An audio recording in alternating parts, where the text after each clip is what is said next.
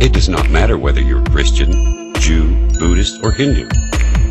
It does not matter whether you are a worshiper of idols, atheist, religious, secularist, a man or a woman. God is not like the church. God is not like the world. God is sacred. Creation is filthy. The soul is sacred for people. The body is filthy.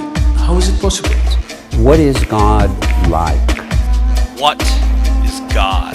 To say the obvious, God is one of the big words in the Christian tradition. So you thought there must be a creator.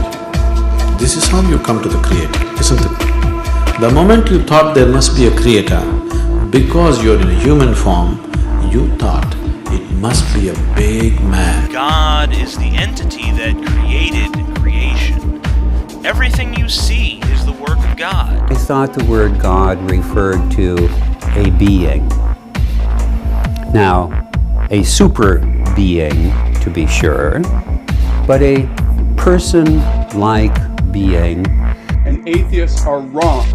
Why are you mad at God? God as the Father. Our Heavenly Father. God that lasts for an infinite amount of time. Since the dawn